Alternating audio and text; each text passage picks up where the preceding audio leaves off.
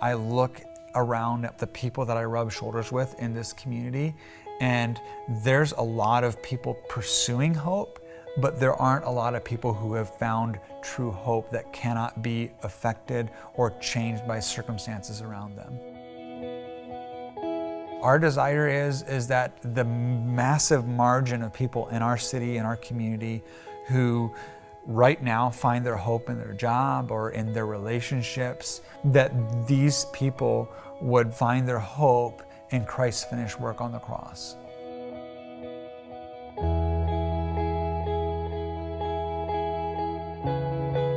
Church planning for us has been much harder than I ever anticipated it, and it's been much slower than I ever anticipated it. I think there was part of us that still felt like, yeah, we just like open up a building, like open up a church and just people, a bunch of people will come. It's been challenging, of course. You'd like to kind of come in one Sunday and just see all the seats filled. And not so much to pat ourselves on the back, but to just experience what I've had the opportunity and experience in that relationship with Christ. It was a meeting with Ben on a weekly basis, over coffee or whatever, and just understanding what the gospel meant and what it meant for me and what it could mean for others. It's not flashy and it's not like super exciting, but we're committed to spend the time and energy and patience that it takes to really live that out, as unexciting as it can be at times.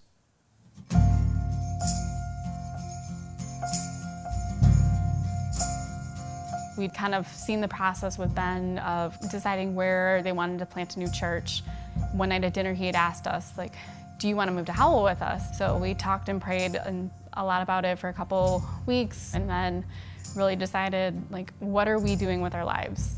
How are we affecting the gospel, and how are we sharing our faith with others? So it was kind of at that point that we decided to move to Anchor. I am constantly blown away by God's graciousness and His love and care and commitment for the local church, and specifically for Anchor, in the way that He's answered so many different prayers that's brought us to this place. And I even look at the people that He's brought to be a part of our core team. Those are people, especially those who have moved, where they've literally sold their house to move to Howell to be a part of Anchor. That's stuff that only God can do.